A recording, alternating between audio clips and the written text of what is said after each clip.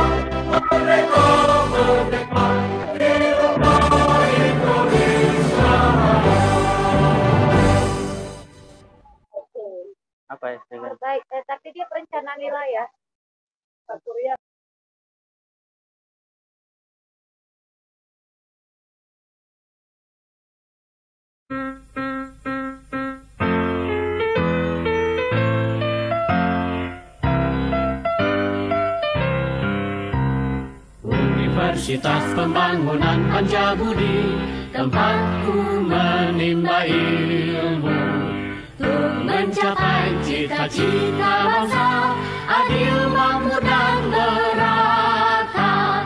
Kami putra-putri Pancabudi, tekun belajar serta berbakti, amalkan ilmu, giat berkarya, membangun Indonesia.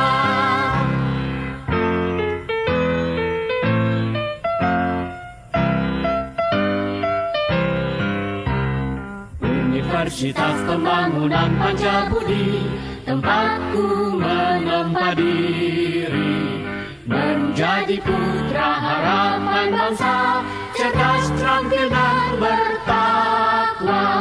Kami putra-putri Pancabudi, tekun belajar serta berbakti, amalkan ilmu giat berkarya, membangun Indonesia. Amalkan ilmu giat berkarya, membangun Indonesia.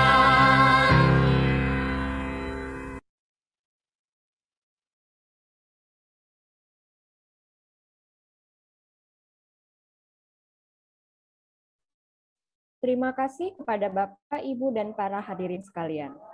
Acara selanjutnya yaitu pembacaan doa yang akan dibawakan oleh Bapak Dr. Saiful Asmi Hasibuan, SHMA.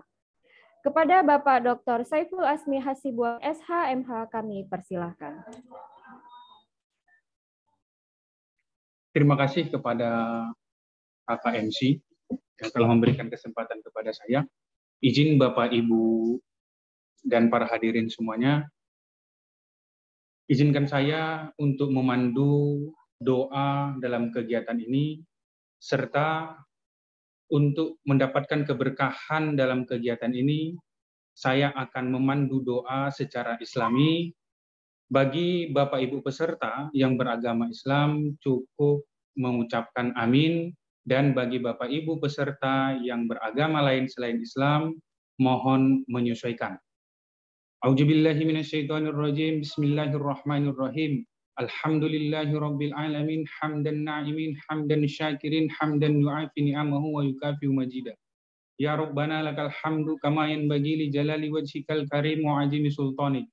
Allahumma sholli ala sayyidina Muhammad wa ala ali sayyidina Muhammad. Allahumma inna nas'aluka salamatan fid din wa afiyatan fil jasad wa ziyadatan fil ilmi wa barakatan fil rizki wa taubatan qabalal maut wa rahmatan indal maut wa maghfiratan ba'dal maut. Ya Allah, ya Rahman, ya Rahim, kami pada siang hari ini akan melakukan diskusi ilmiah, ya Allah. Jadikanlah diskusi ilmiah kami ini kegiatan yang barokah. Jadikanlah diskusi ilmiah kami ini mendapatkan dan bisa menambah hasanah ilmu pengetahuan bagi kami, ya Allah. Ya Allah, ya Rahman, ya Rahim, jadikanlah kegiatan kami ini, ya Allah, kegiatan yang sesuai dengan rencana kami, ya Allah, dan berkahi serta ridhoi kegiatan kami ini, ya Allah. Ya Allah, ya Rahman, ya Rahim, terlalu banyak pinta kami, ya Allah, tapi sedikit amal ibadah kami, ya Allah. Ampuni kami, ya Allah. Ampuni kami, ya Allah. Subhana rabbika rabbil izzati amma yasifun, wassalamun alal mursalin, walhamdulillahi rabbil alamin. Terima kasih Kak MC, saya kembalikan. Terima kasih kepada Bapak Dr. Saiful Asmi Hasibuan, SHMH. Semoga acara kita pada hari ini diberikan keberkahan dan berjalan dengan lancar. Hadirin yang kami hormati, acara yang selanjutnya yaitu kata sambutan dari Ibu Dr. Oktarini Kamila Siregar, SE, MSI, selaku Kaprodi Akuntansi Universitas Pembangunan Pancabudi. Kepada Ibu Dr. Oktarini Kamila Siregar, SE, MSI, kami persilahkan dengan segala hormat.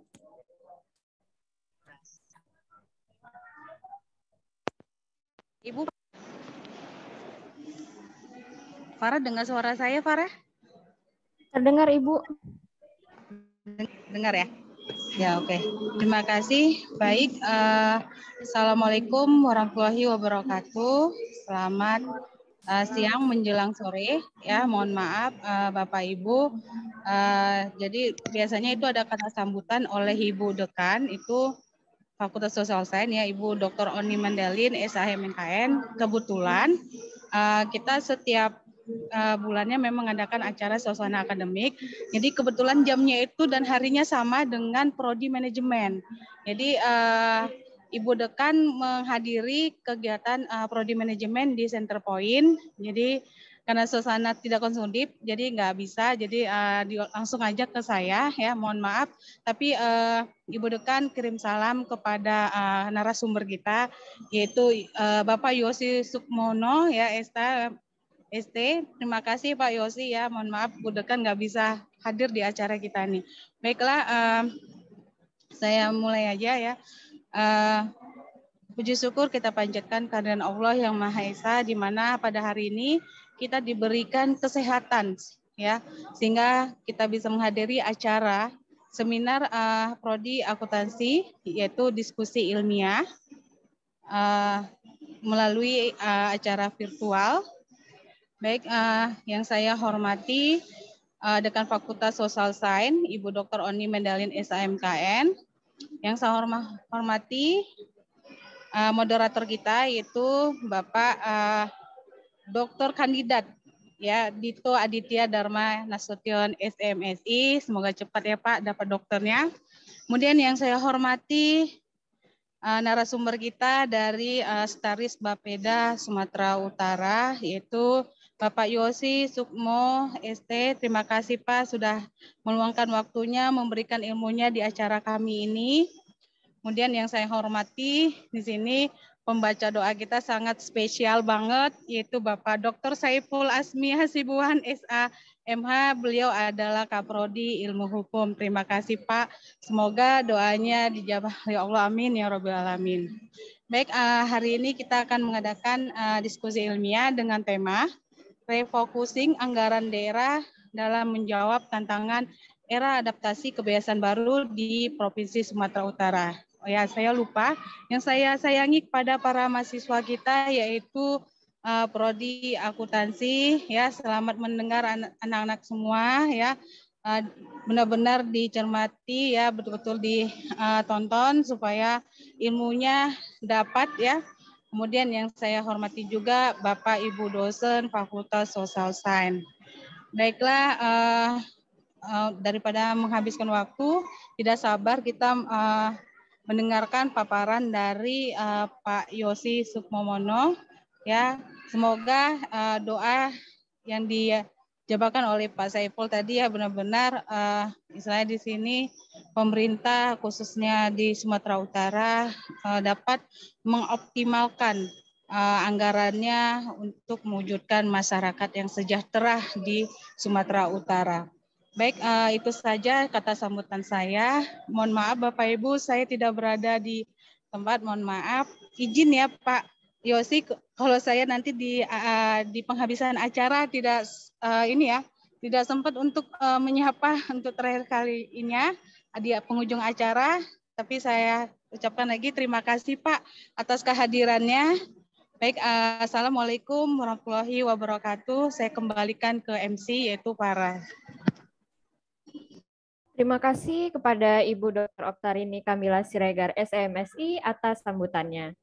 Bapak, Ibu, dan para hadirin sekalian, selanjutnya kita memasuki acara inti dan yang pastinya kita tunggu-tunggu, yaitu penyampaian materi oleh narasumber kita yang sangat luar biasa. Sesi penyampaian materi ini akan dipandu oleh moderator yang tidak kalah luar biasa, yaitu Bapak Dito Aditya Dharma Nasution SEMSI. Beliau merupakan dosen pada program studi akuntansi Universitas Pembangunan Pancabudi.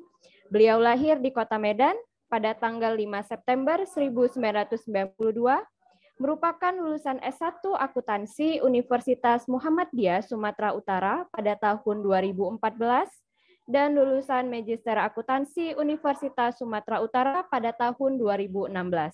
Serta saat ini sedang menempuh studi S3 Akuntansi di Universitas Sumatera Utara. Selain aktif sebagai dosen, beliau juga aktif dalam melakukan penelitian baik untuk jurnal nasional maupun internasional. Langsung saja kepada Bapak Dito Aditya Dharma Nasution SEMSI, saya persilahkan.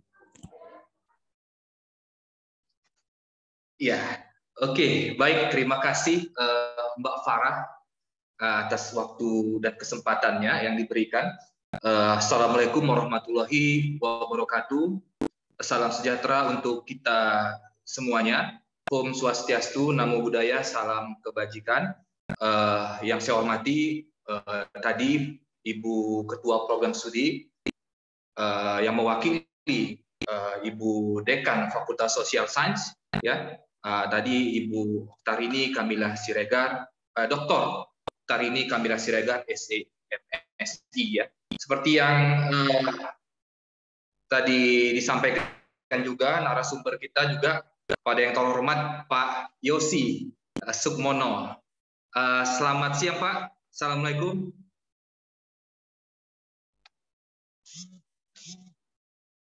Pak Yosi, terputus ya? Waalaikumsalam. Saya cari posisi ini.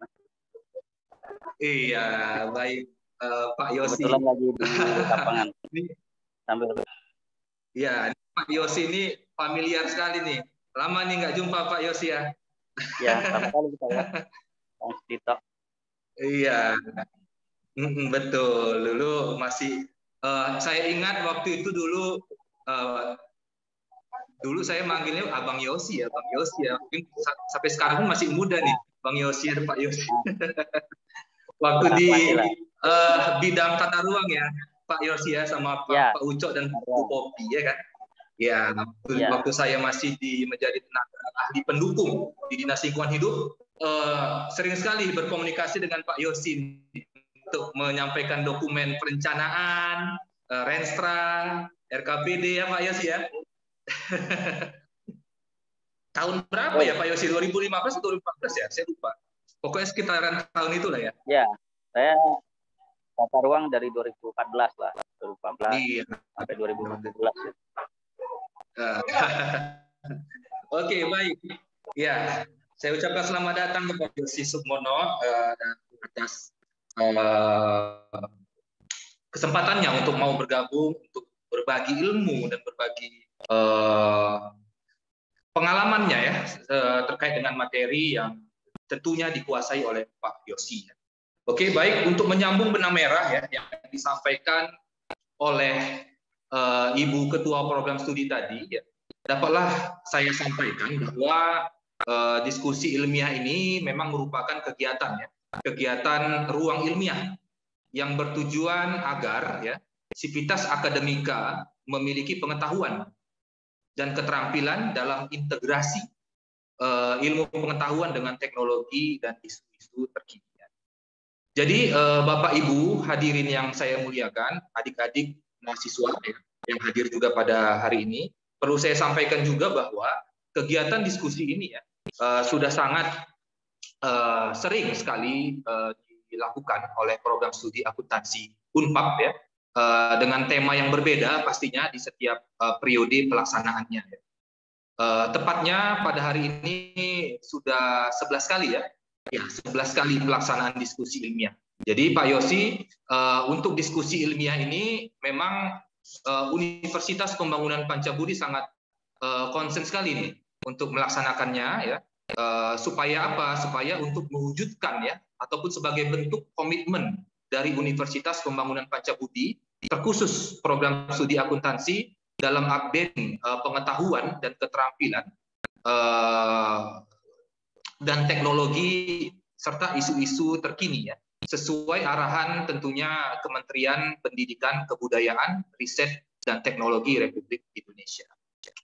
Oke, baik Bapak Ibu hadirin, adik-adik mahasiswa sekalian yang saya muliakan, tanpa berpanjang kata lagi, langsung saja ya kita masuk kepada fokus dari diskusi ilmiah kita pada hari ini, yaitu terkait dengan tema yang sudah disampaikan oleh Mbak MC tadi ya, dan Ibu Ketua Program Studi, yang mana terkait dengan tema kita pada hari ini adalah refocusing anggaran daerah dalam tantangan era adaptasi kebiasaan baru di Provinsi Sumatera Utara. Dengan narasumber yang sudah saya sapa tadi di awal, sangat luar biasa, pengalamannya luar biasa ya, yang pastinya dan sudah sangat dikenal di Provinsi Sumatera Utara nih, yaitu Bapak Yosi Sukmono ST ya. Nah, Pak Yosi Sukmono ini merupakan tokoh ya, yang membantu Bapak Gubernur Sumatera Utara dalam bidang perencanaan pembangunan di Provinsi Sumatera Utara.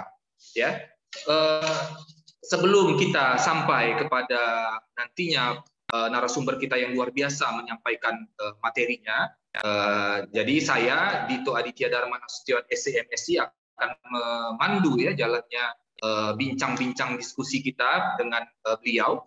Tapi walaupun begitu, izinkan saya terlebih dahulu untuk memberikan informasi terkait dengan biodata narasumber kita yang luar biasa ini. Nah, Jadi narasumber yang luar biasa kita pada hari ini yang sudah ada di forum Zoom meeting kita pada hari ini bernama lengkap Bapak Yosi Sukmono ST. Ya.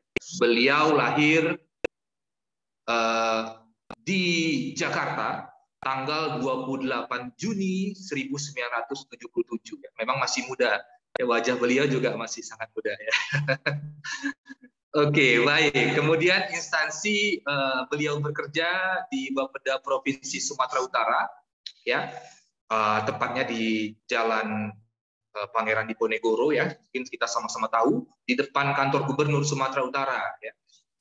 Jabatan beliau pada saat ini menjabat sebagai sekretaris eselon 3, ya, pada instansi Badan Perencanaan Pembangunan Daerah atau Bapeda Provinsi Sumatera Utara.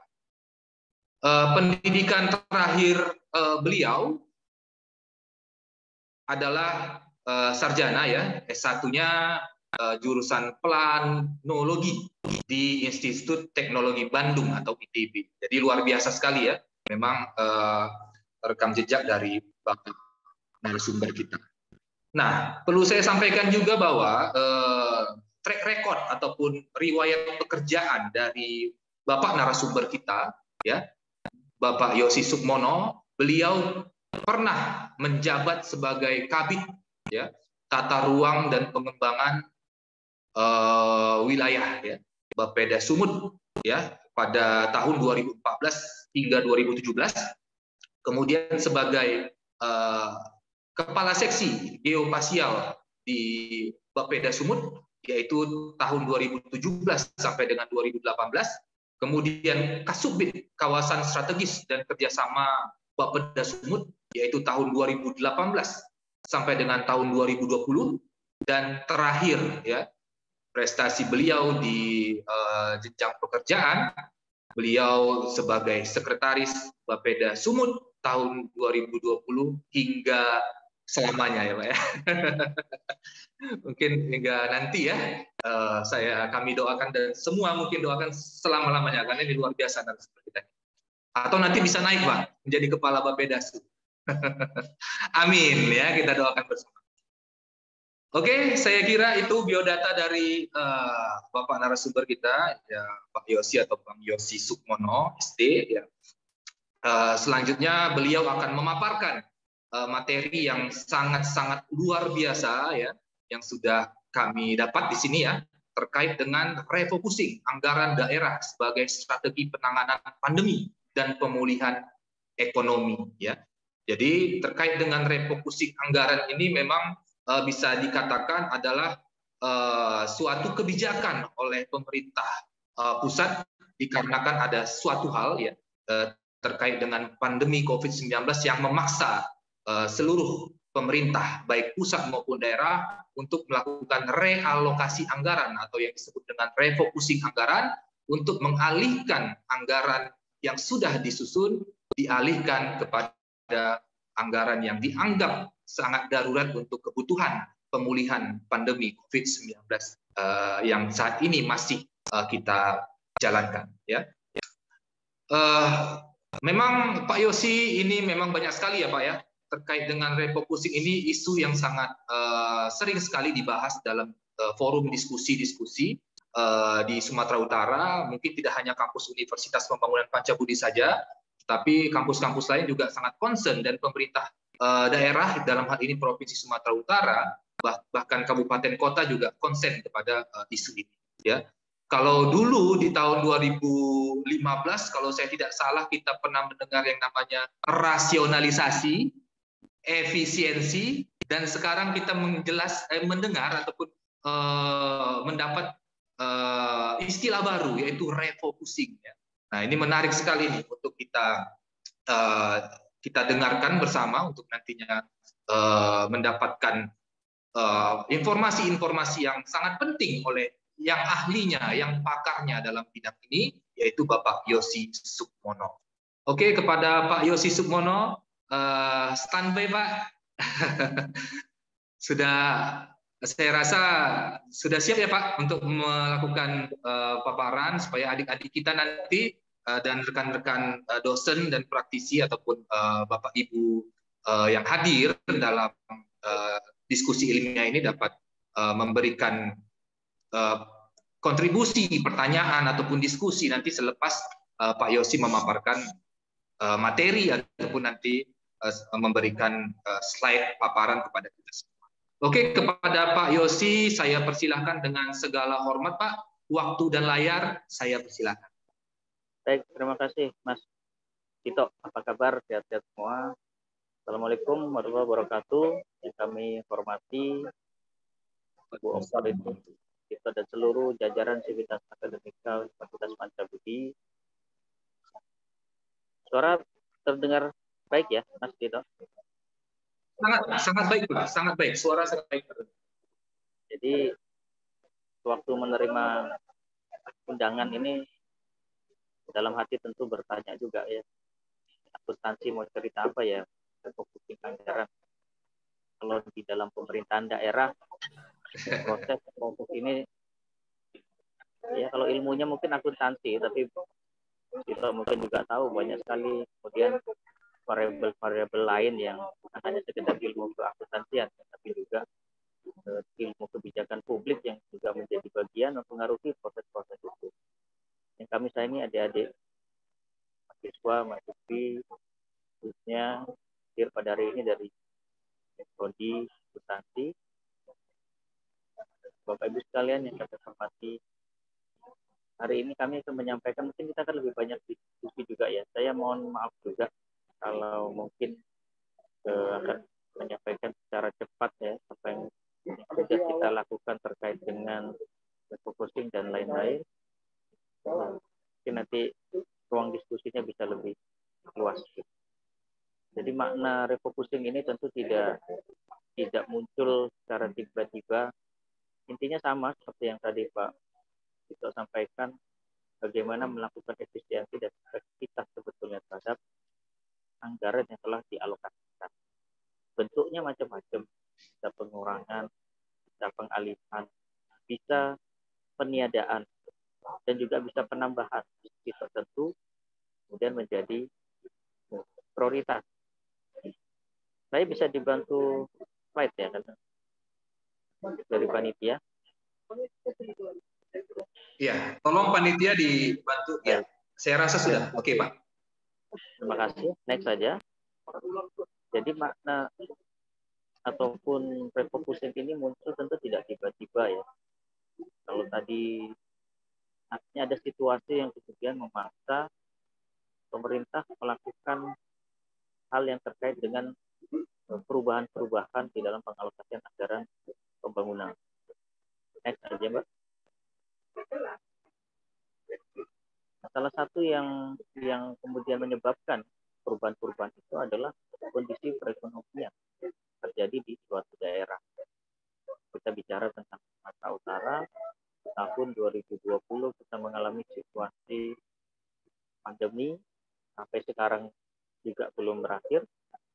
Artinya itu adalah situasi-situasi yang kemudian menyebabkan terjadinya beberapa perubahan-perubahan kebijakan, khususnya di pemerintahan daerah, lebih khusus lagi dalam penganggaran.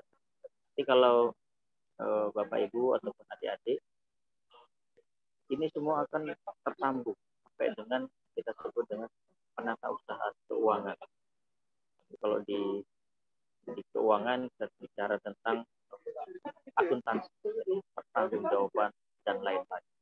Jadi ilmu-ilmu itu memang kalau kita belum merasakan dunia kerja, kadang bingung juga. Ini mau kita terapkan di mana? Tapi sebetulnya semua ilmu sudah punya ruangnya sendiri. Meskipun dia sifatnya mungkin tidak dominan dalam sebuah konteks tertentu, tapi dia menjadi unsur yang juga penting. Next.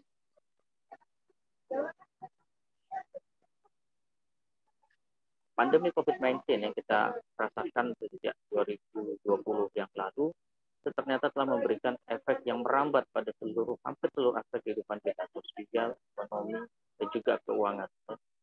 Yang jelas kalau kita lihat di sisi kesehatan ada krisis. Pandemi ini ternyata mengajarkan bahwa kalau orang tidak sehat, kita ternyata tidak bisa beraktivitas dengan baik. Jadi sakit ataupun penyakit-penyakit yang selama ini kita rasakan atau kita alami, ternyata itu didesain ulang oleh adanya virus corona. Jadi kalau kita cermati begitu gagapnya bukan hanya Indonesia, tapi juga negara-negara di dunia terkait penanganan pandemi. Maka kemudian itu menciptakan kesehatan ya, yang belakangan salah satu solusi yang diambil adalah cepat melakukan proses vaksinasi, penyediaan obat, pemenuhan fasilitas sarana kesehatan. Selama ini mungkin tidak menjadi atensi khusus di dalam layanan kesehatan. Kemudian dari sisi sosial, begitu banyaknya aktivitas ekonomi yang terhenti karena orang kemudian tidak bebas bergerak, kemudian dibatasi bertemu, melakukan transaksi ekonomi pendapatan masyarakat, tapi juga di sosial, tenaga kerja yang tidak terserap, tenaga kerja yang dirumahkan dan lain-lain. Yang kemudian pada akhirnya juga menyebabkan gejolak sektor keuangan. Kalau adik-adik mungkin juga bisa mencermati betapa negara kemudian membiayai masyarakatnya dengan memberikan bulanan sekian juta ya untuk pelaku UMKM, tenaga kerja dengan kartu prakerja dan lain-lain, kemudian dibiayai oleh negara. Itu juga adalah bagian dari konsep menjaga keseimbangan supaya ekonomi dan keuangan masyarakat itu tetap tidak runtuh. Mungkin berhenti, tapi tidak drop, tidak jatuh. Next.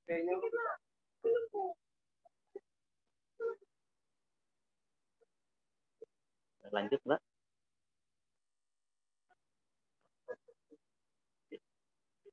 Dan ini beberapa dampaknya yang kita lihat ya, ada logistik, kemudian disfungsi sosial, kita harus juga membiasakan diri untuk mengurangi bertemu orang, bahkan berjabat tangan pun dihindari.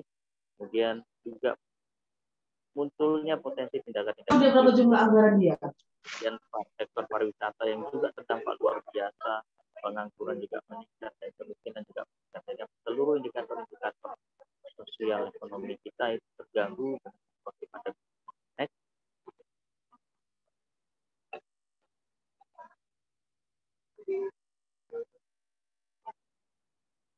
Dalam konteks penanganan ini, ternyata kita juga tidak bisa sendiri.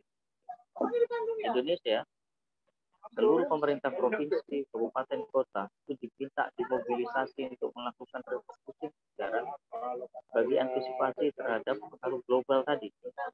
Kalau melihat perjalanan implementasi dari anggaran pemerintah daerah sejak 2020, regulasi yang keluar begitu cepat dan rata-rata juga meminta supaya dilakukan pengalihan atau penanganan prioritas di sektor kesehatan ya, dan juga ekonomi. Ini supaya menjaga keberlangsungan sebuah institusi kenegaraan tidak kolaps karena adanya pengaruh COVID-19. Dan itu berdampak global. Dampak global ini bukan cerita Indonesia, tapi juga jatuhnya ke provinsi, kabupaten, kota. Jadi luar biasa sekali dampak pandemi ini. Sehingga dalam situasi saat ini yang mulai melandai, mulai membaik, kita juga harus siap mengantisipasi hal-hal kemungkinan terburuk yang berpotensi akan terjadi lagi. Oleh karena itu kita mesti bersiap. Kita harus selalu berupaya menjaga kesehatan, menjaga sikap, perilaku, ya, kalau bahasanya mungkin new normal atau adaptasi baru. Sekaligus juga kita menyiapkan fasilitas, perpres dan lain-lain itu untuk kita lengkapi di momen-momen sekarang. Yang pada saat badai, kesehatan itu suatu saat bisa datang, kita sudah lebih siap.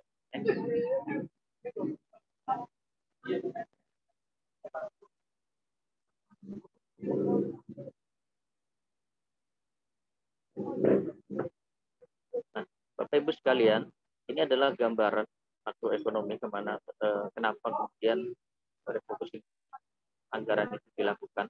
Kalau kita lihat di 2018, ya, pertumbuhan ekonomi Sumatera Utara itu 4,9%, dan itu drop di tahun 2019, di 2020 ya, tumbuhnya minus, dan kita sampai dengan triwulan 2 triwulan 3 sudah masuk di angka yang positif. Jadi ada tren yang memang membaik. Kejadian pertumbuhan yang minus itu di tahun 2020 tentu menjadi hal yang kemudian mendorong terjadinya refocusing anggaran ya, secara nasional dan juga secara daerah. Dan ini juga diikuti selaras dengan penurunan daya beli. Kita lihat sektor pengeluaran konsumsi rumah tangga tahun 2020 itu mengalami penurunan sekitar minus hampir 3%. Jadi ini menggambarkan situasi masyarakat kita di 2020 yang sedang tidak baik. Next. Dari sisi sektor lapangan usaha, ini adalah sektor-sektor postur perekonomian Sumatera Utara, di mana kontribusi terhadap PDRB yang paling besar adalah pertanian. Kemudian sektor industri pengolahan, kemudian perdagangan dan konstruksi. Ternyata dari 4 sektor utama tersebut yang mampu bertahan adalah sektor pertanian. 1,95% termasuk tumbuh. Artinya ini adalah sektor yang relatif tahan terhadap situasi pandemi. Kalau dari sisi analisis kebijakan itu menjadi hal yang menarik ya, bagi pertanian kita itu membuat Indonesia, membuat Sumatera Utara masih bisa tumbuh dengan baik. Dan ini merupakan atensi sektor pertanian, para petani kita betul-betul kita berikan perhatian. Next.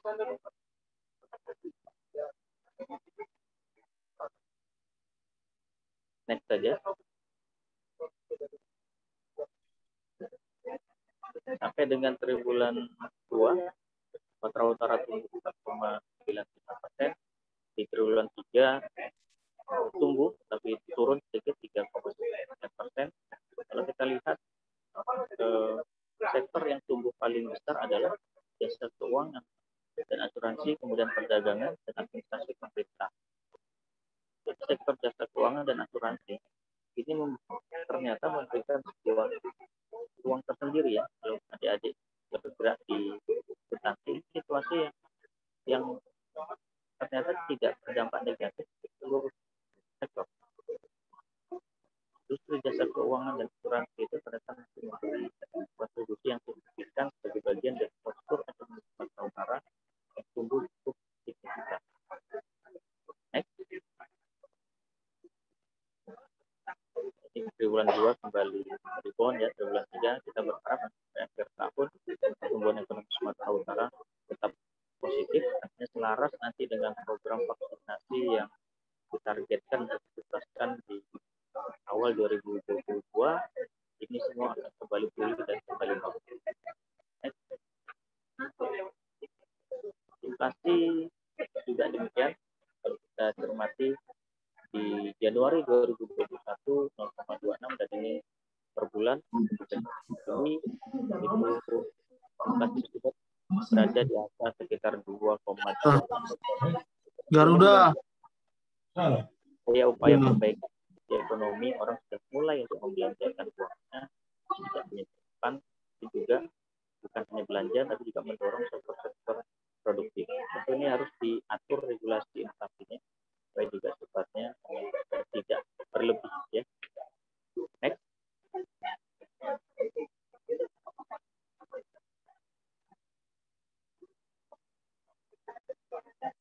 Kemudian kenaikan harga pangan ya di dalam dampak ini kami cermati masih berada dalam wajar, mulai dari harga cabai, bawang putih, bawang merah, ayam, daging sapi dan lain-lain. Nah itu kemudian yang mempengaruhi inflasi di daerah. Di tahun 2021 ini sudah mulai ada hal yang membaik dan memberikan tren positif. Next.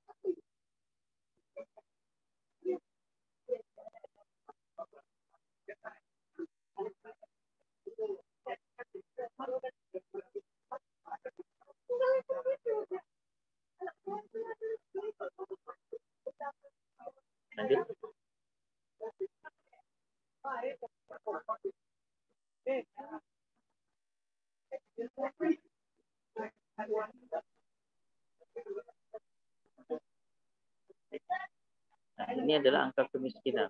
Jadi dalam periode September 2020 sampai dengan Maret 2021, angka kemiskinan kita menunjukkan tren naik, tapi di Maret 2021 sudah mulai menurun. Namun demikian 9% ini juga masih mencerminkan tantangan untuk bisa kita tuntaskan. Kalau kita bisa cermati datanya lebih detail, maka kantong-kantong kemiskinan kita ini bukan hanya bicara di Kepulauan Nias yang merupakan daerah tinggal misalnya, tapi juga masyarakat perkotaan.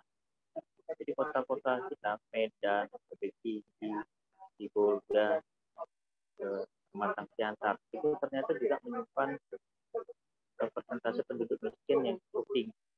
Artinya ini adalah tantangan bagi pemerintah daerah untuk bisa menyiapkan pekerjaan untuk menangani persoalan kemiskinan dan nanti juga tingkat pengangguran. Kemiskinan perkotaan ini juga problem. Ini harus diambil sebuah regulasi atau kebijakan tertentu dalam penanganan miskin. Kemiskinan kita ternyata tidak hanya di desa, tapi juga ada di perkotaan-perkotaan. Yang kemudian mobilisasi perhitungan pembangunan permukiman kumuh perkotaan, jadi bantaran rel, sungai, pantai, dan lain-lain. Next. Kalau kita lihat dari sisi sektor perdagangan juga, ekspor kita turun juga di 2021, demikian juga pertumbuhan sektor perdagangannya juga turun.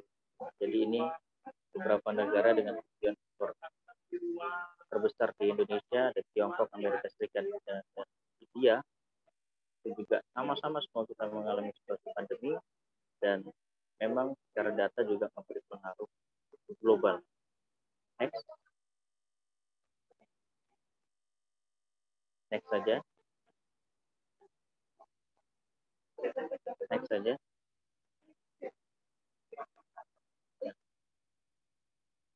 Next saja. Salah satu sektor yang juga terdampak luar biasa negatif adalah sektor pariwisata.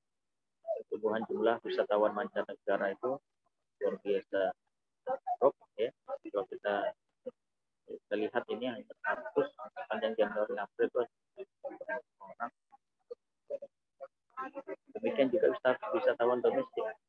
Jadi secara umum jumlah wisatawan itu ini juga berdampak terhadap kualitas dari destinasi pariwisata kita. Ini PR besar sebetulnya ya, karena pariwisata dan juga pertanian menjadi salah satu sektor yang kita optimal. Next.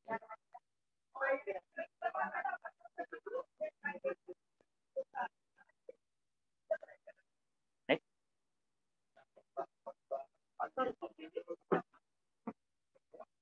Nah, kita berharap nanti di 2021 itu akan rebound kondisi perekonomian Sumatera Utara. Next, langsung saja nanti kita masuk ke bab yang refocusing. Next saja.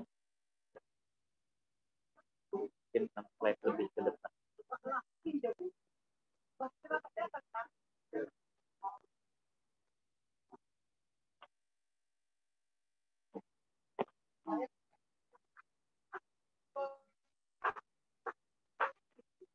Next.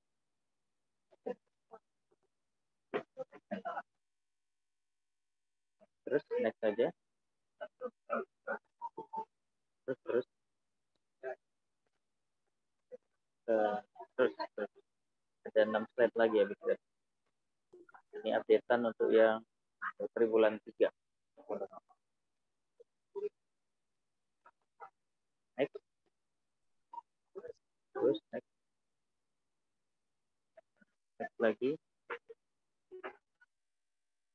Next lagi. Lagi. Baik, next ya. Jadi salah satu kebijakan dalam penanganan COVID-19 itulah yang kemudian kita lakukan refocusing anggaran.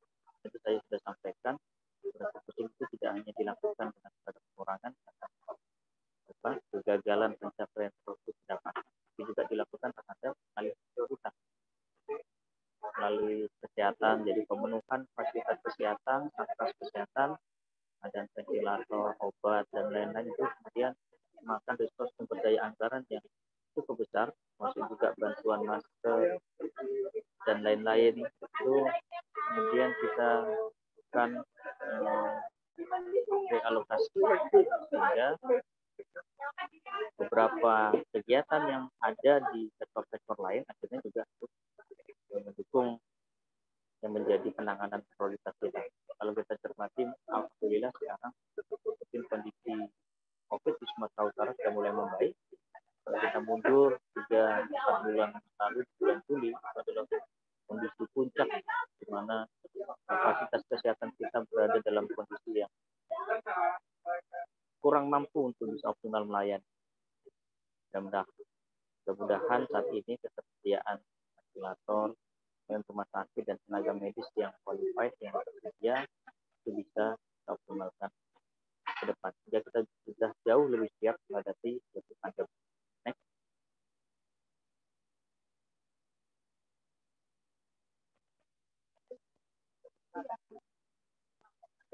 Lanjut. Ya, lanjut saja. Apa yang dilakukan dalam percepatan penanggulangan COVID di Sumatera Utara? Dan kita mengharapkan juga ada tingkat kepatuhan dan disiplin masyarakat. Jadi sosialisasi itu secara kontinu dilakukan. Kemudian ketersediaan vaksin, lalu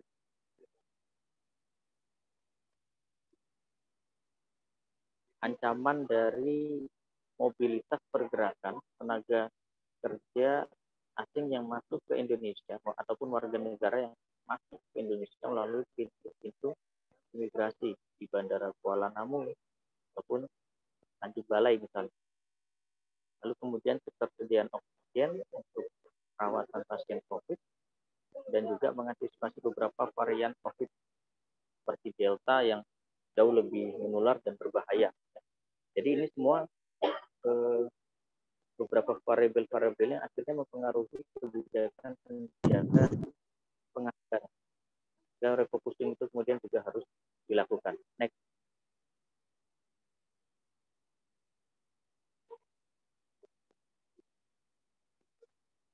Apa yang dilakukan pemerintah antara lain melakukan penyiapan penyediaan fasilitas perawatan, juga lab PCR, alat APD kesehatan yang di awal-awal dulu susah, sekarang mungkin sudah tidak lagi.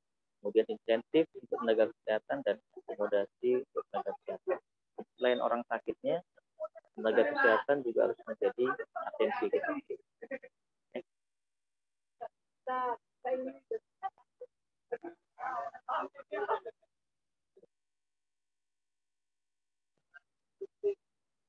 Next, lanjut.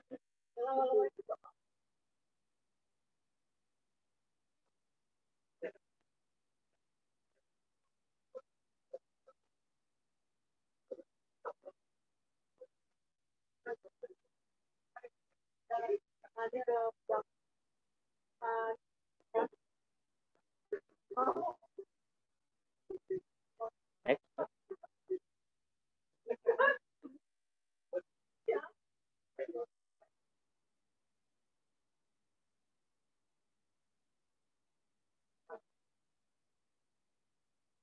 Baik, kemudian dukungan vaksinasi, ya, kehumasan, ya, komunikasi informasi itu harus selalu digaungkan dan itu kemudian memakan short yang cukup besar.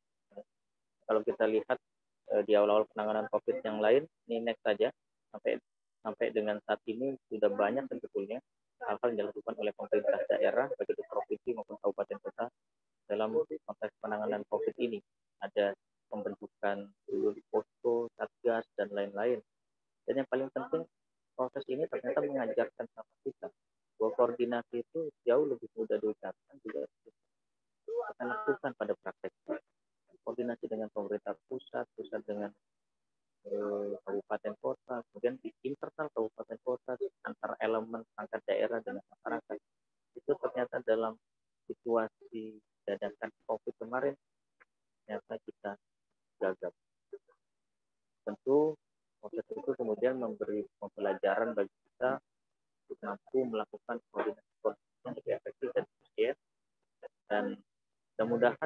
kondisinya saat ini sudah jauh lebih baik dibanding tahun 2020 yang lalu. Lanjut.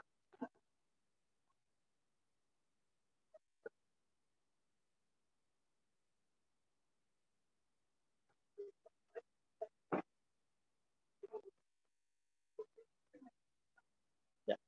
Selanjutnya adalah kebijakan dan bagaimana upaya pemerintah melakukan pemulihan ekonomi. Next. Jadi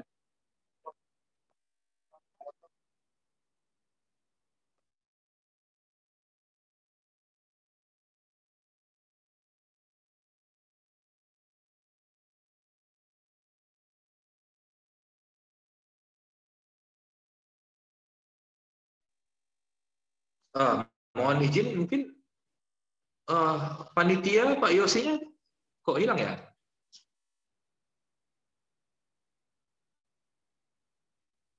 Izin Pak Dito, Pak Yosi masih di room, cuman beliau meng-off-kan kameranya Pak Dito. Oh. Ya, kita tunggu ya sebentar lagi ya. Mungkin Pak Yosi ada kendala teknis di tempatnya ya.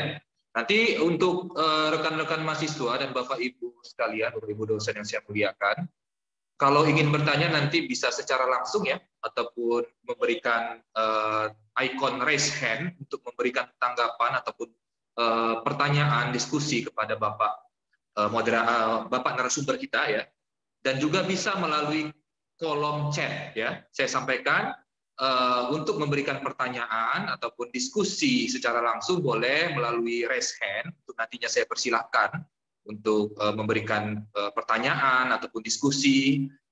Kemudian bisa juga melalui kolom chat ya. Jadi nanti dimohonkan peserta diskusi ilmiah pada hari ini Bapak Ibu dosen maupun adik-adik mahasiswa dapat berperan aktif ya, karena jarang-jarang sekali kita mendatangkan narasumber yang sangat luar biasa sekali dalam bidang perencanaan dan pengelolaan keuangan daerah ya, dalam hal ini Sekretaris Bapedanya langsung. Jadi saya mohon berperan aktif, memberikan komentar, pertanyaan, boleh melalui kolom chat atau bahkan melalui raise hand ataupun fitur raise hand, untuk nantinya saya persilahkan untuk memberikan diskusi ataupun pertanyaan secara langsung. Mungkin itu ya. Pak Yosinya sudah join?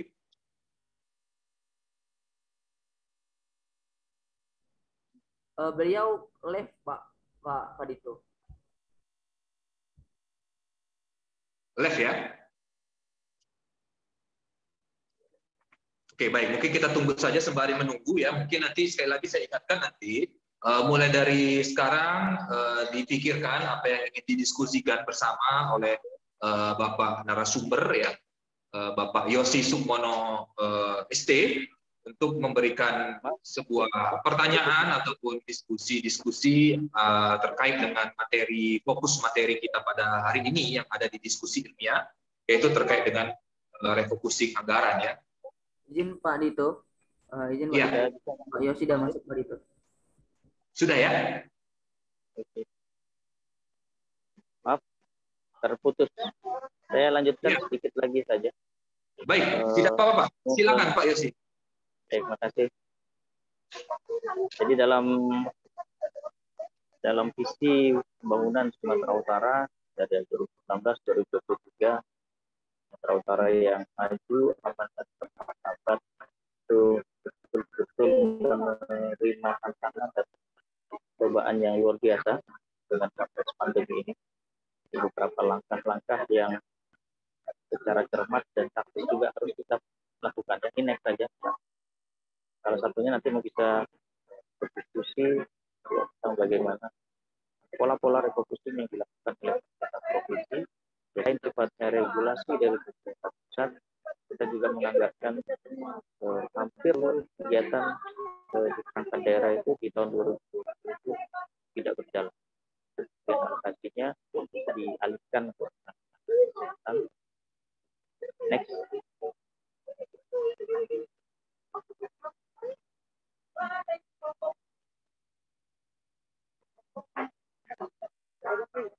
Next.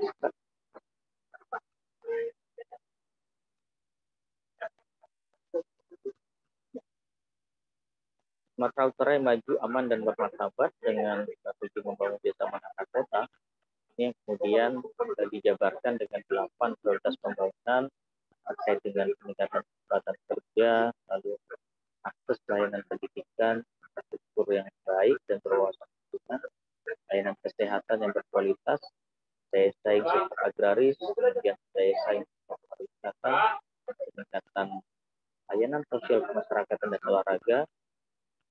Jadi juga harus paham 2 tahun lagi, 3 tahun ke depan kita akan menjadi tuan rumah akan olahraga nasional. Kita juga harus bersiap-siap. Dan prioritas yang ke-8 pelaksanaan reformasi birokrasi.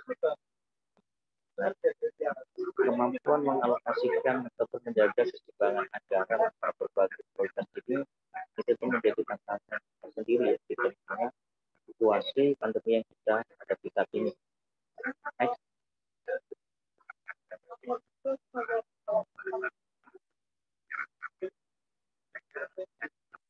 Jadi tahun 2022 upaya-upaya percepatan pemulihan ekonomi dan kehidupan masyarakat itu kita jadikan sebagai tema di dalam rencana kerja pemerintah daerah. Nah, refocusing ini kemudian juga bergeser. Nah, ya, kalau di 2020 dan 2021 kita membutuhkan alokasi yang cukup besar tentang kesehatan, yang kita maksud nanti dengan refocusing di tahun 2022 adalah bagaimana upaya kita mengakselerasi kecepatan pemulihan ekonomi.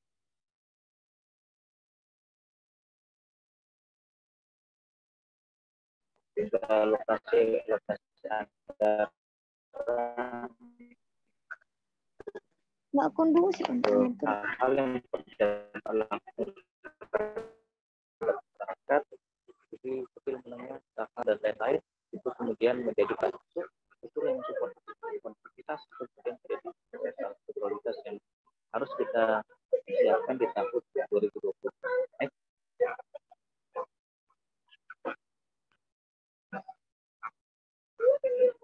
Nah, ini kalau kita bicara tentang target indikator makro sampai dengan 2023, dicermati di tahun 2022 kita berharap pertumbuhan ekonomi bisa berada berkisar antara 4 hingga 5%, indeks pembangunan manusia 2,57 poin, kemiskinan kita harapkan menurun di kisaran 7,9 hingga 8,9%, pengangguran juga kita harapkan turun angka 5,75%, indeks ini 0,31, ini adalah untuk melihat pemerataan pembangunan yang ada di wilayah Sumatera Utara, dan inflasi yang jaga levelnya di kisaran 2,2%. Kemudian ada juga penurunan gas rumah kaca di angka 21,3 ton CO2. Next. Bapak Ibu sekalian, ini bagian akhir, setelah ini kita akan berdiskusi saja.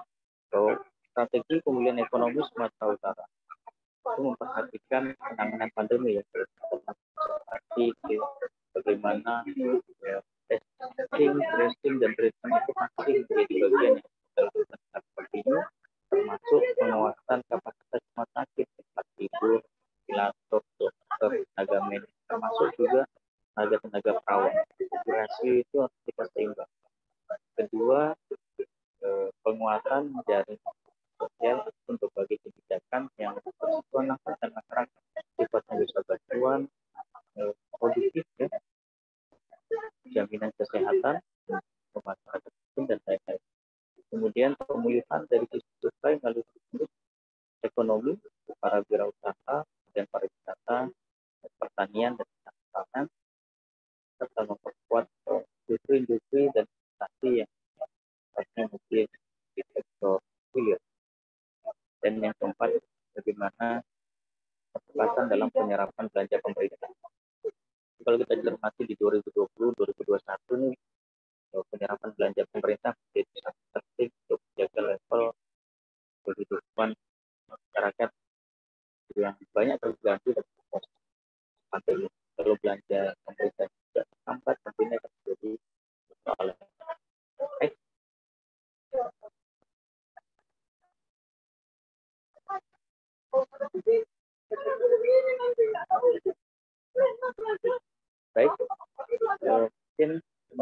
Cukup itu dulu Mas Dito. Ini mungkin bisa di-share ke kawan-kawan langkah-langkah teknis di sektor prioritas kan refocusing. Banyak sekali alokasi anggaran yang dapat digeser ke sektor kesehatan, tidak hanya dinas kesehatan, tapi sektor kesehatan termasuk juga dan penyediaan tenaga-tenaga dan lain-lain dalam konteks dari upaya kita saat ini pemulihan ekonomi global. Demikian yang bisa kami sampaikan dan mudah-mudahan bermanfaat dan menjadi bahan diskusi kita bersama. Maaf bila ada kekurangan, kami akhiri. Assalamualaikum warahmatullahi wabarakatuh. Kami kembalikan ke moderator. Oke, baik, terima kasih narasumber kita, Bapak. Mohon maaf, panitia tolong mic yang tidak berkepentingan tolong di-mute, ya. Panitia, tolong ya, operator Zoom meeting ya, tolong sigap apabila ada suara yang tidak berkepentingan di luar fokus diskusi ilmiah kita, mohon di mute ya, tolong sigap ya, tim dari Zoom meeting ya. Oke, baik. Terima kasih Pak Yosi Sukmono atas paparan yang sangat luar biasa sekali ya, terkait dengan materi yang sangat updating ya, terkini ya, terkait dengan refocusing anggaran daerah sebagai strategi penanganan pandemi dan pemulihan ekonomi ya. Nah, untuk selanjutnya mungkin, nah ini peserta mungkin sudah tidak sabar nih ya, peserta diskusi ilmiah kita, Bapak Ibu dosen dan adik-adik mahasiswa yang saya muliakan sudah tidak sabar untuk memberikan pertanyaan ataupun ingin mendiskusikan apapun yang menjadi ganjalan di hati ya, terkait dengan materi yang sudah dipaparkan oleh Bapak Yosi tadi. Saya persilahkanlah mungkin kepada Bapak Ibu dosen ataupun adik-adik mahasiswa yang hadir pada hari ini dengan memberikan menggunakan ya, dengan menggunakan fitur raise hand ya, untuk nantinya dapat saya persilahkan. Selamat sore Bang Dito. Nantinya memberi Dito, izin pernyataan ataupun pertanyaan untuk didiskusikan kepada Bapak narasumber kita. Ya. Boleh bertanya? Ya, Pak BE. Yes. Oke, baik. Nah, ini Pak BE ini merupakan dosen yang luar biasa juga di Universitas Pembangunan Pancabudi nih Pak Yosi. Beliau juga sebagai Ketua Program Studi Ekonomi Pembangunan. Nah, mungkin banyak sekali masukan ataupun gagasan ataupun yang ingin didiskusikan kepada Bapak narasumber kita yang juga tidak kalah luar biasa. Ya, mungkin langsung saja saya persilahkan kepada Pak Bakyar Effendi atau yang sering kita sebut dengan Pak BE. Dipersilakan Pak, dengan hormat waktu dan layarnya. Ya, terima kasih Bang Dito, moderator yang sangat luar biasa juga pada sore hari ini. Selamat sore Pak Yosi, saya dari Prodi Ekonomi Pembangunan. Ada satu hal yang mungkin akan saya tanyakan, yaitu kalau kita bicara refocusing, tentu di kondisi pandemik ini adalah sebuah keniscayaan. Namun tentu ke depannya atau mulai saat ini kita sudah harus bicara juga recovery-nya.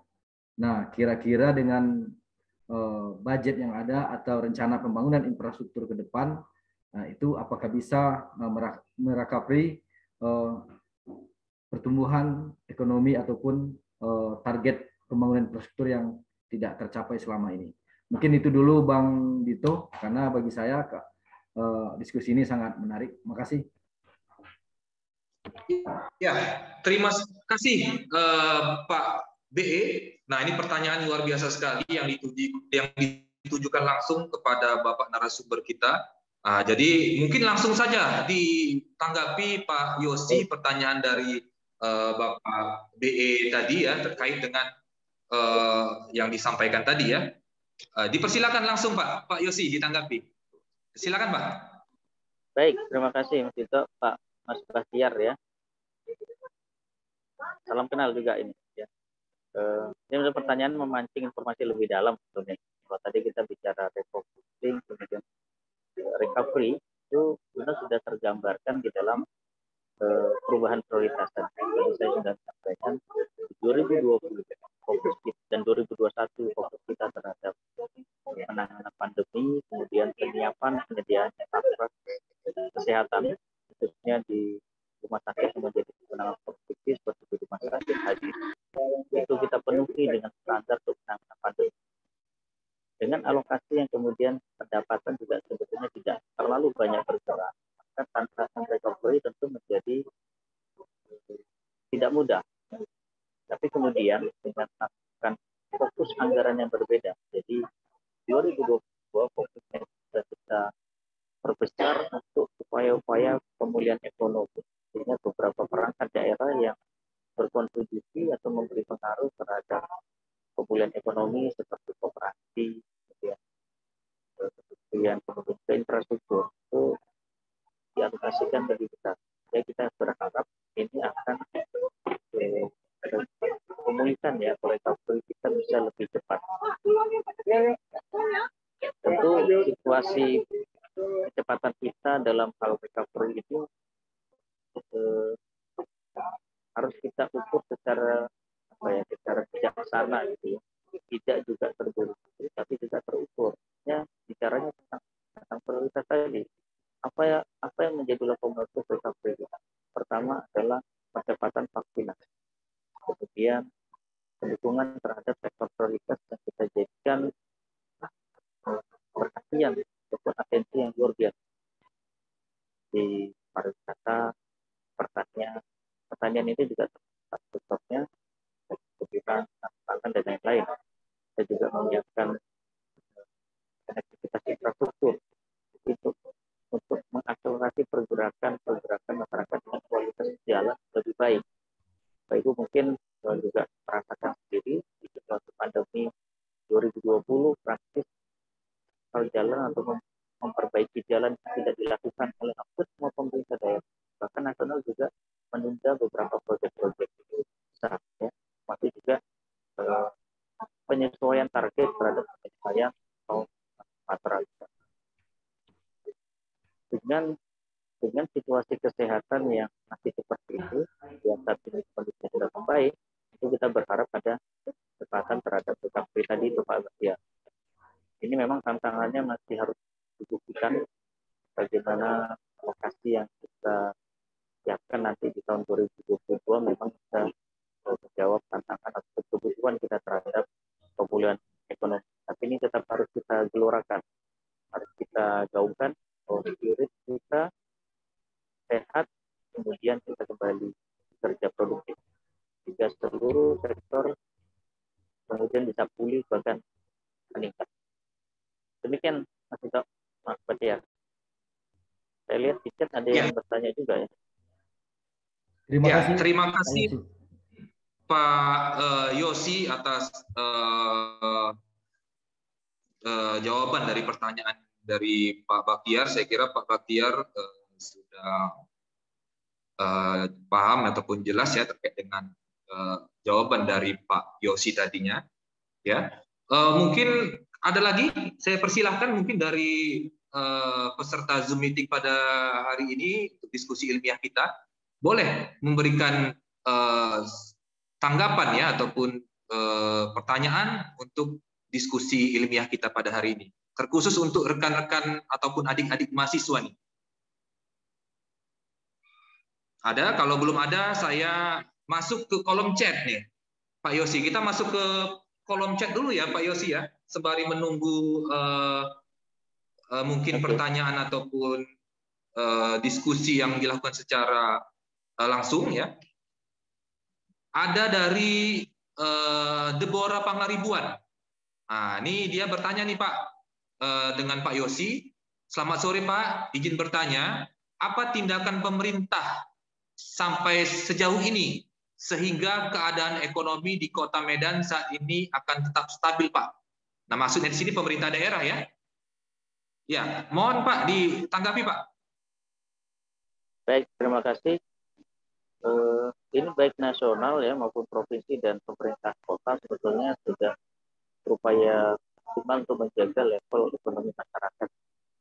Banyak sekali bantuan-bantuan yang kemudian diberikan sampaikan langsung, baik itu melalui program keluarga harapan, nah itu ada bantuan uang tunai dan lain-lain, kemudian juga bantuan UMKM itu orang-orang yang bekerja di UMKM yang dikasih awalnya dulu sekitar 2 jutaan per bulan, lalu yang katanya kemudian menerima PHK itu menjadi biaya. Nah itu kemudian dimobilisasi melalui program nasional yang disebut pemulihan ekonomi nasional. Nah ini yang kemudian juga ditindaklanjuti ataupun disikapi oleh pemerintah daerah baik provinsi maupun pemerintah kota. Jadi upaya dalam konteks darurat kemarin itu adalah memberikan bantuan langsung. Tapi tentu tidak cukup. Ini kan hanya membuat orang bertahan. Bagaimana kemudian tantangan pemerintah daerah adalah menciptakan kegiatan ekonomi produktif untuk memastikan ada lapangan pekerjaan untuk masyarakat. Sehingga mereka mampu menjaga level ekonomi sendiri. Tidak harus melulu pemerintah yang menjaga itu. Pemerintah memberikan investasi sehingga terbukalah peluang-peluang para pekerja dan lain. Bagaimana kemudian menyiapkan para pekerja itu? Investasi harus masuk ditambah baik luar negeri maupun dalam negeri. Ini juga kemudian perbankan, OJK dan lain-lain itu memberikan insentif kemudahan berusaha untuk berinvestasi. Sehingga ini semua roda akan bergerak. Nah itulah upaya-upaya yang sejauh ini dan dijalankan ya. Kalau kita lihat sekarang gerakan Pak Wali Kota juga kan aktivitas ekonomi kreatif di masyarakat ya, meskipun sifatnya mungkin masih bergaya milenial sekarang, tempat makan, kulineran dan lain-lain, tapi itu memang menggerakkan perekonomian lokal. Secara tidak langsung itu melatih masyarakat untuk mampu menjaga level ekonominya sendiri. Tidak melulu nantinya harus jadi kebiasaan bahwa pemerintah yang menjaga level ekonomi masyarakat. Demikian mungkin. Terima kasih. Ya, oke baik. Sudah dijawab ya saya kira ya. Mungkin ada yang ingin memberikan tanggapan ataupun diskusinya untuk narasumber kita yang luar biasa sekali ini ya.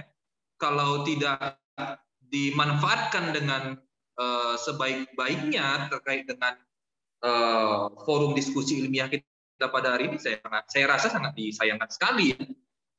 Ya, jadi boleh kalau ingin memberikan tanggapan diskusi langsung kepada Bapak narasumber kita yang luar biasa terkait dengan tema kita, dipersilahkanlah ya dengan menggunakan fitur raise hand terlebih dahulu supaya nanti bisa kita persilahkan.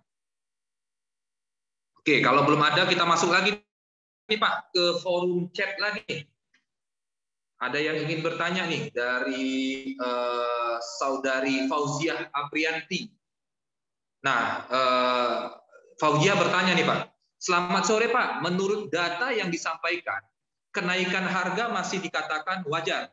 Artinya ada permintaan atau keterbatasan pasokan barang. Bagaimana cara pemerintah membuka pemulihan demand untuk memberi jaringan pengaman terhadap ekonomi sehingga tetap sesuai dengan keinginan peningkatan ekonomi secara makro. Nah, mungkin langsung ditanggapi saja Pak. Dipersilakan kepada Pak Yosi. Baik, memang tantangannya adalah bagaimana uang itu bergerak. Di situasi pandemi ini yang punya uang itu dominan pemerintah. Makanya belanja pemerintah itu harus digunakan optimal. Belanja pemerintah lah yang akan mendorong secara fokus terhadap misalnya pergerakan ekonomi masyarakat. Dia kasih bantuan, kemudian kalau pemerintah pusat bahkan menyuntik modal untuk beberapa BUMN yang memang ditugaskan untuk membangun. Pembangunan itu tetap harus jalan. Karena itu akan menyebabkan banyak hal yang bergerak. investasi tadi harga-harga itu. Bagaimana harga ini ternyata salah satu komponen yang strategis adalah tentang konektivitas, tentang transportasi. Biaya transport yang mahal itu kemudian mengganggu, itu bisa berpengaruh pada ketidakseimbangan supply demand, bukan hanya soal produksi. Tadi kita cermati soal produksi beberapa produk itu dengan harga itu relatif masih bisa tertutup. Karena ini yang harus dijaga. Pemerintah kemudian memberikan subsidi, memberikan bantuan alat dan lain-lain itu dilakukan untuk menjaga level itu. Nah, kita dorong ini adalah penguatan juga konektivitas transportasi. Tadi harga-harga itu juga bisa stabilkan. Terus yang tidak baik itu juga akan membuat kenaikan harga yang tidak stabil.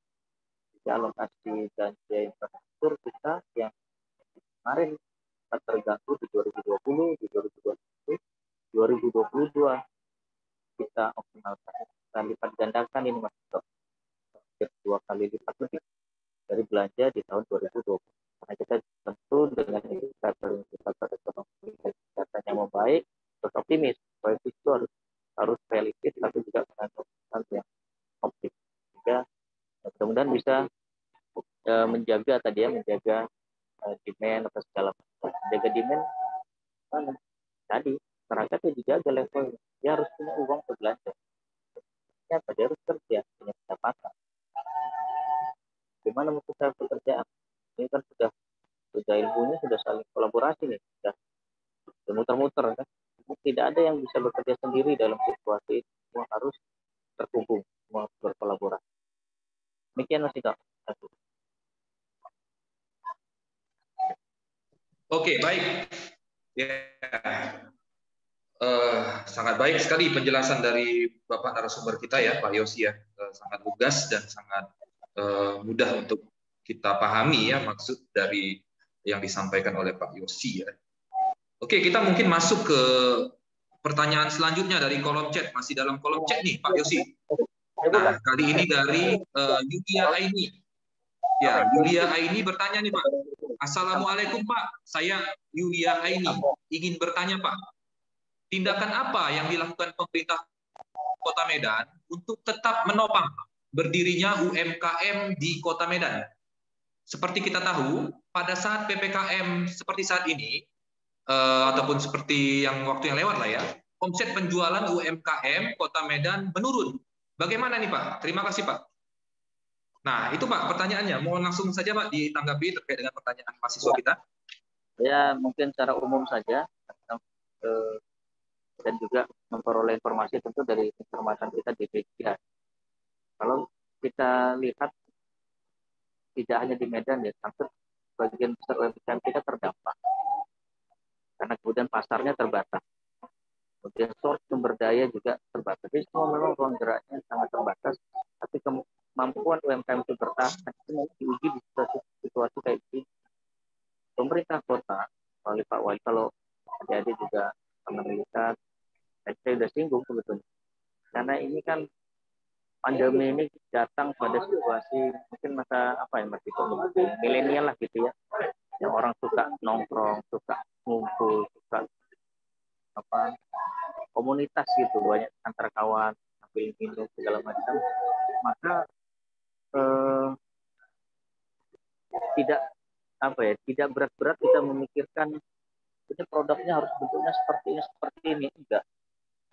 Ternyata disediakan kafe ataupun tempat makan minum, kemudian anak muda nongkrong, itu juga menggerakkan perekonomian. Kalau pernah kita lihat beberapa waktu yang lalu di masa pandemi di bulan 7, memang waktu itu masih tinggi-tinggi, wali kota sempat juga membuka koridor Kesawan gitu untuk kuliner kreatif gitu.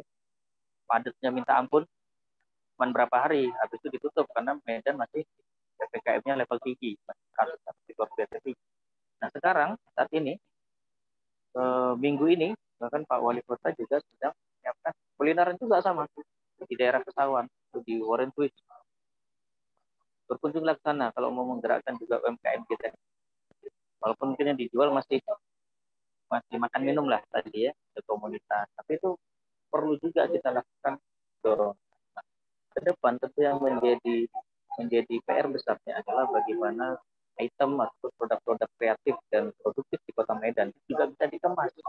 Jadi bagian dari UMKM yang produktif tadi. Jadi kalau UMKM bukan kan nggak cuma makan minum, banyak sebetulnya produk.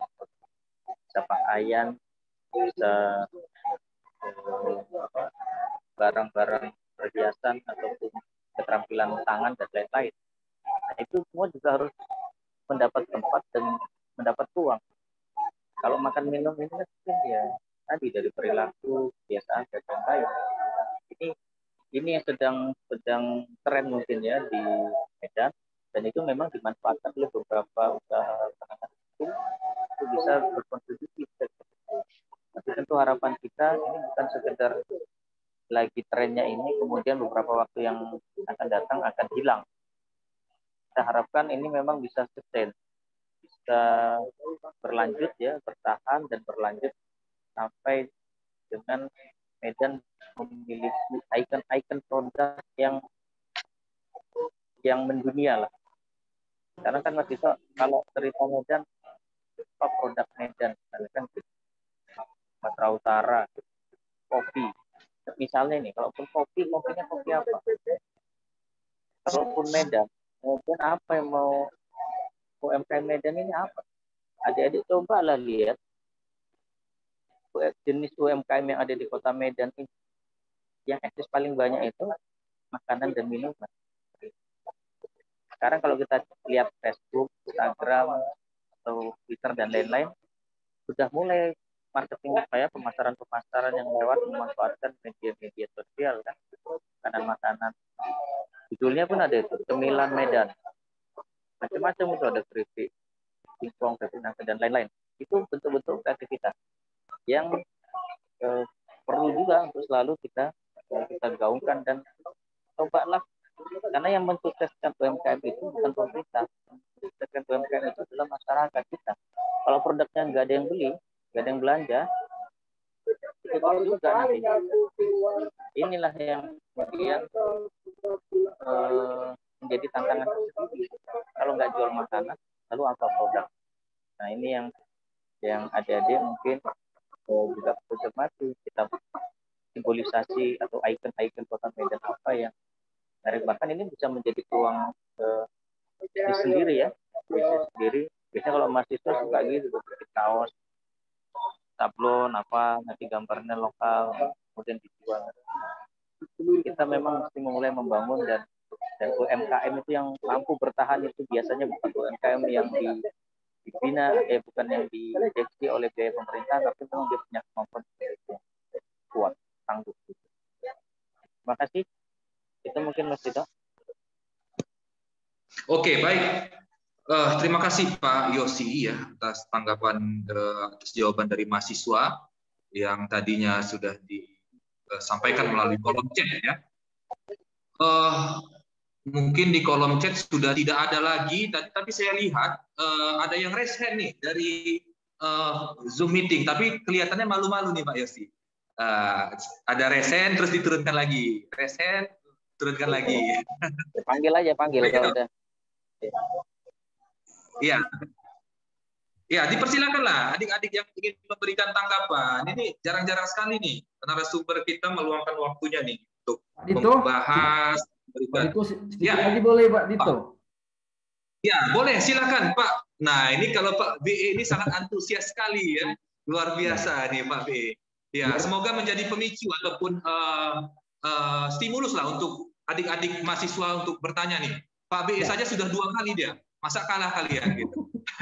Ya, dipersilakan Pak BE. Ya, yang pertama mungkin pertanyaan saya ke Pak Yosi lagi, yaitu itu bagaimana dengan sektor jasa, Pak? Apakah dia nanti termasuk yang paling lebih dulu dia recovery? Nah, yang kedua mungkin yang berkaitan juga dengan akuntansi, mungkin sedikit Bang Dito. Kami ada juga lah belajar akuntansi sedikit. Refocusing ini tentu yang namanya refocusing tentu mengotak-atik anggaran. Nah, ini bagaimana dengan SAP, standar akuntansi pemerintahan? Apa ini tidak menyalahi atau pertanyaannya apapun yang terjadi, tapi SAP ini tetap kita jaga. Mungkin itu Pak Yosi, atau nanti Bang Dito juga boleh membantu menjawabnya kalau lebih detail di akuntansinya. Terima kasih. Ya. Oke, baik. Terima kasih Pak B. Sangat luar biasa nih ya. Pak B ini multi ilmu. Ya, jadi Pak Yosi, Pak BE bertanya nih terkait dengan sebenarnya terkait dengan aturan ya, aturan yang sudah ditetapkan melalui peraturan perundang-undangan nih Pak, melalui peraturan pemerintah nomor 71 tahun 2010 terkait dengan standar akuntansi pemerintahan. Nah, pertanyaan Pak BE ini, apakah ya dengan adanya refocusing anggaran ini mengganggu dari aturan yang sudah ditetapkan oleh pemerintah tersebut terkait dengan peraturan pemerintah nomor 71 tahun 2010. Nah, mungkin dari pandangan Pak Yosi Sukmono selaku tim perencana di pemerintah Provinsi Sumatera Utara dapat memberikan penjelasannya. Dipersilakan Pak Yosi. Oke, tadi yang pertama apa ya Pak Fatir ya? Sektor jasa Pak, apakah termasuk yang paling duluan di recovery?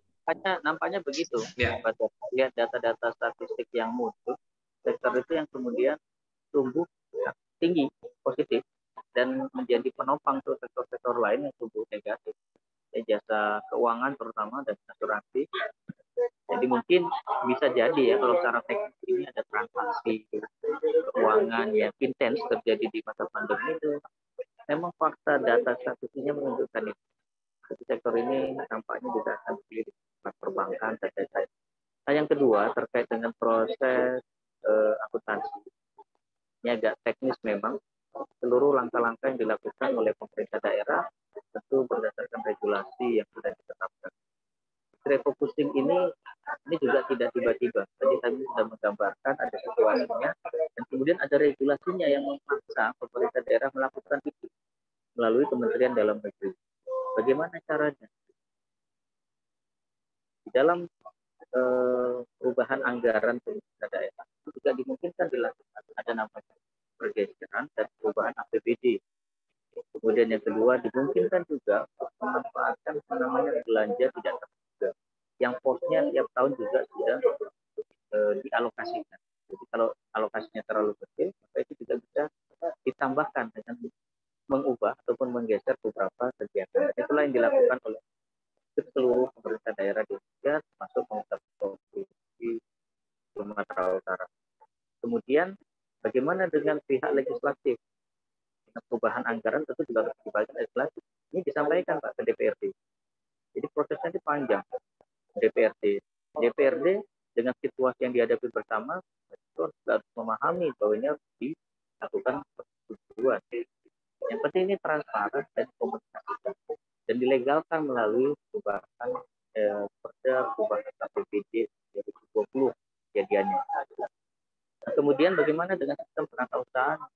Jadi di tahun 2020 kemudian 2020 kita sudah mulai menerapkan apa yang berbasis sektoral dan sudah kita sinergikan dengan kode-kode maupun nomenklatur melalui Kementerian Keuangan. Jadi ada PP12 ya tahun 2019 tentang pengelolaan keuangan daerah, kita sudah lakukan penyesuaian. Jadi mudah-mudahan seluruh kode rekening, kode belanja dan lain-lain itu semua sudah selaras dengan jadi regulasi. Yang menjadi PR-nya adalah apakah kemudian yang kita sebut dengan regulasi itu efektif di dalam penanganan situasi yang mau kita selesaikan. Dalam konteks ini kemarin penanganan pandemi, persoalan efektivitas itu menjadi PR. Tidak lagi soalan penatausahaan, tapi juga efektivitas dari alokasi anggaran itu yang tentu masih bisa diperdebatkan. Itu mungkin Pak Batiar. Terima kasih. Terima kasih Pak Yosi. Terima kasih Bang Dito. Oke. Ya, baik. Terima kasih Pak Yosi atas jawaban dari pertanyaan ataupun diskusi yang dilakukan oleh Pak BE ya. Luar biasa nih sekali lagi. Jawaban yang luar biasa dan pertanyaan yang luar biasa nih Pak. Jadi yang tidak mengikuti diskusi ilmiah ini saya rasa kasihan ya, tidak mendapatkan ilmu yang luar biasa menurut saya. Oke, mungkin kita balik ke kolom chat. Saya cek dulu sebentar. Sepertinya nggak ada lagi ya, atau masih belum lalu. Mungkin dipersilakanlah kepada adik-adik mahasiswa yang ingin bersuara secara langsung terkait dengan materi kita ya, yang sudah disampaikan oleh Pak Yosi atau Bang Yosi tadi ya.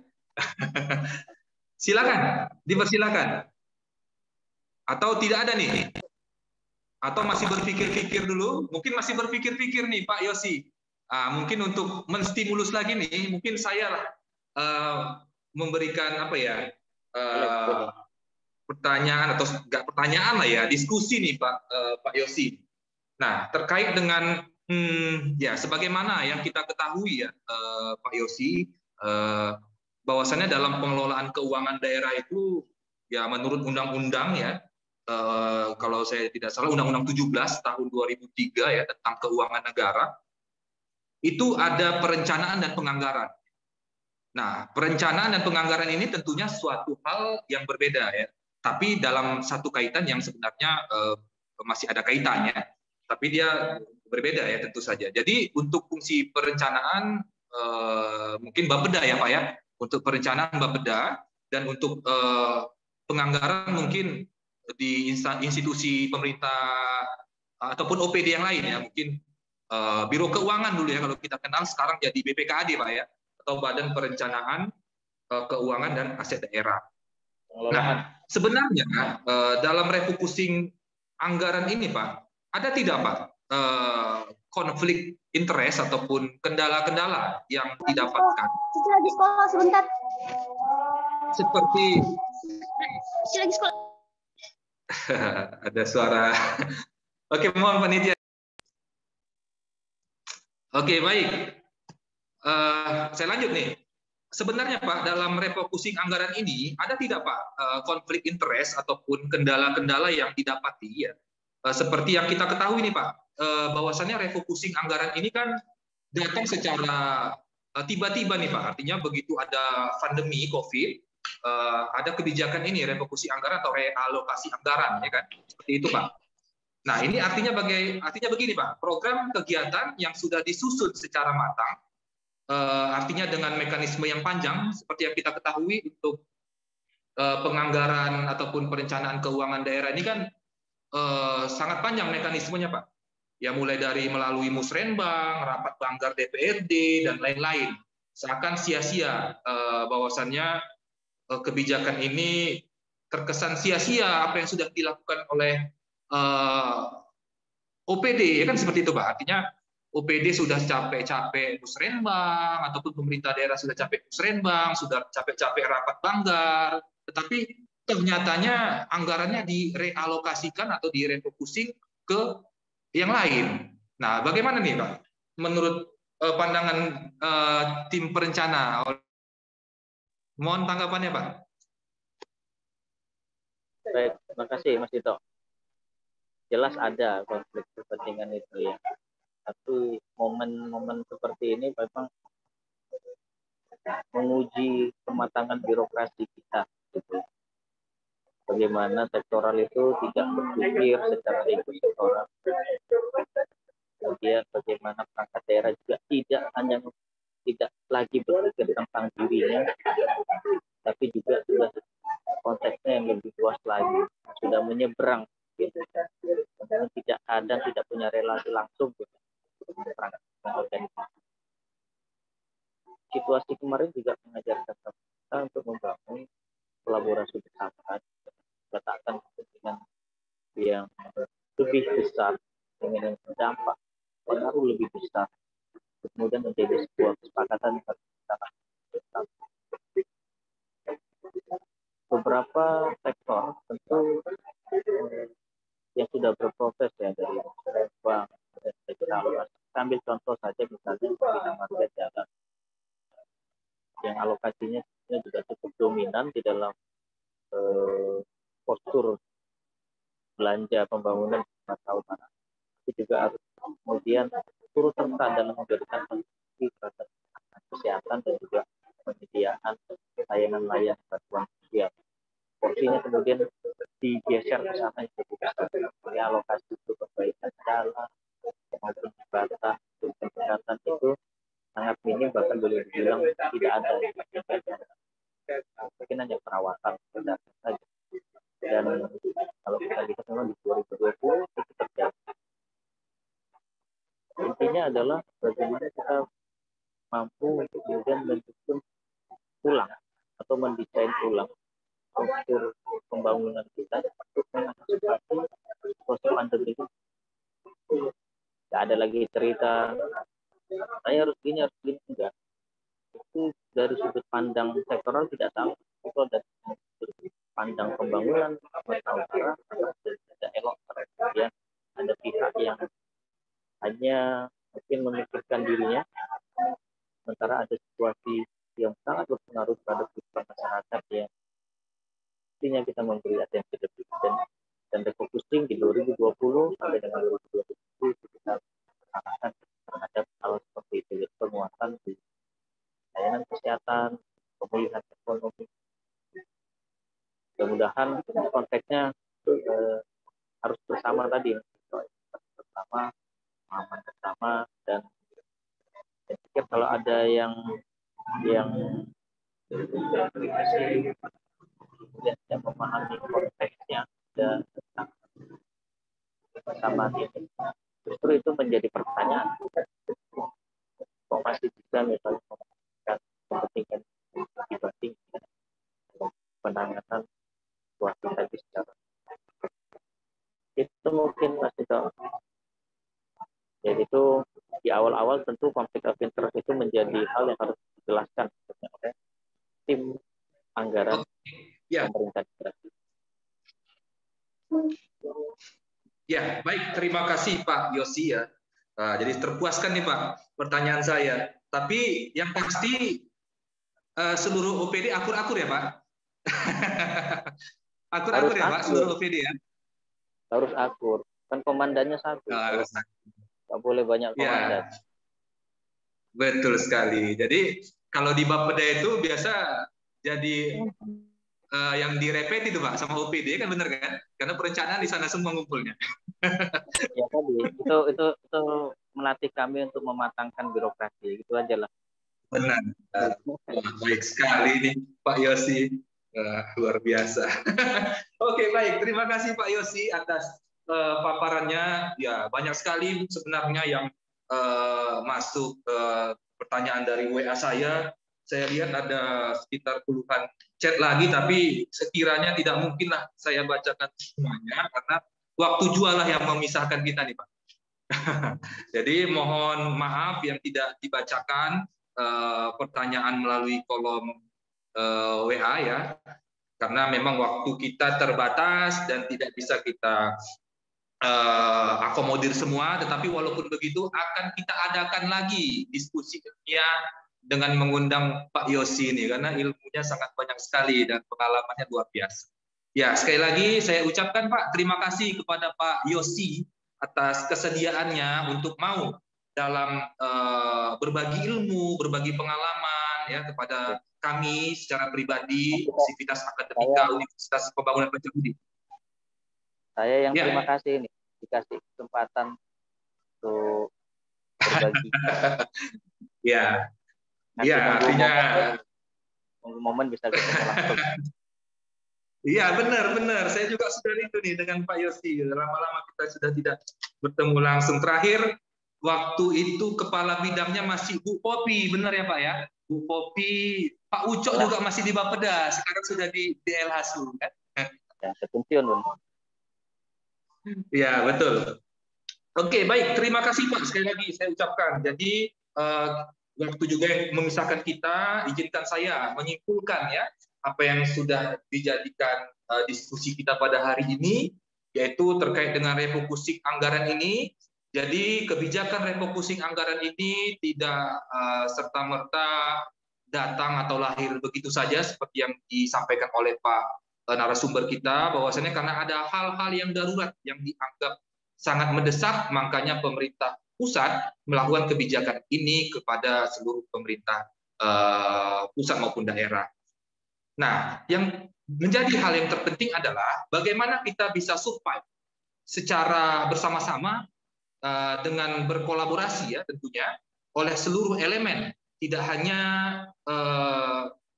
pemerintah saja ya, tetapi seluruh elemen, termasuk elemen yang paling terkecil yaitu masyarakat, ya, seperti yang disampaikan oleh Bapak narasumber tadi ya. Jadi marilah kita bersama-sama ya bergandeng tangan untuk survive dalam pertumbuhan ekonomi, khususnya pertumbuhan ekonomi di Provinsi Sumatera Utara yang kita cintai ini. Dan marilah kita terus mengawal ya untuk akuntabilitas keuangan daerah terhadap kebijakan refocusing anggaran yang diterapkan oleh pemerintah pada hari ini. Oke, mungkin itu kesimpulan dari saya selaku moderator pada hari ini.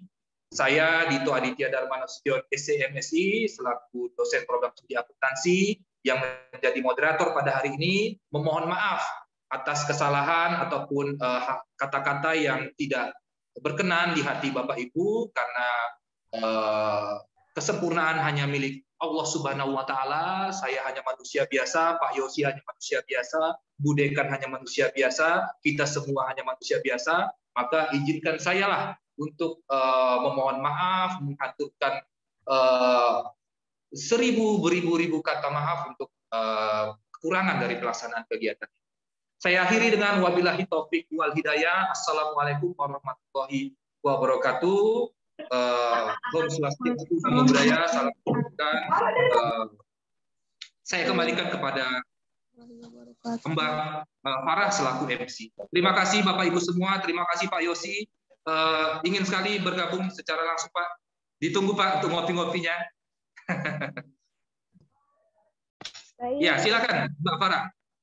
Baik, terima kasih saya ucapkan kepada Bapak Dito selaku moderator dan juga Pak Yosi sebagai narasumber kita hari ini atas penyampaian materi yang sangat luar biasa.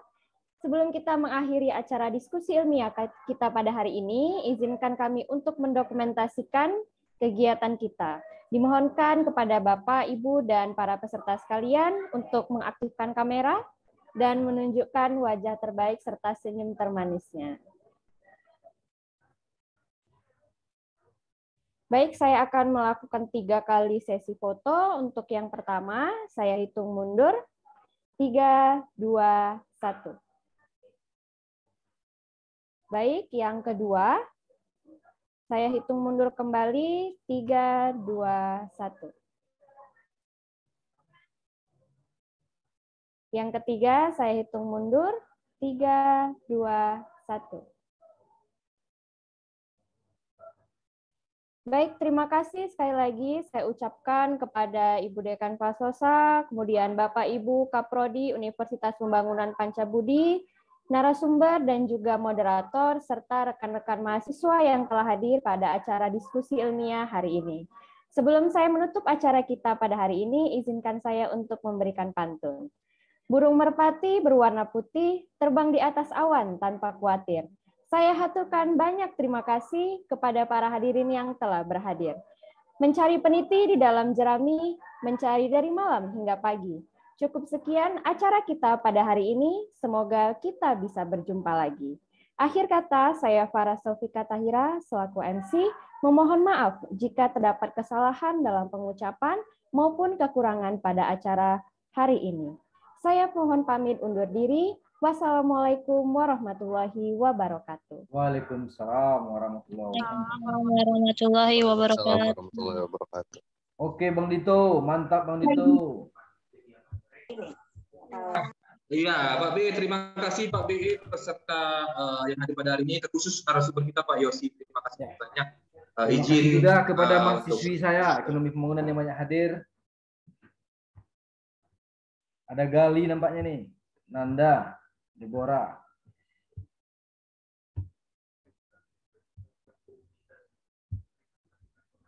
Izin live semua ya.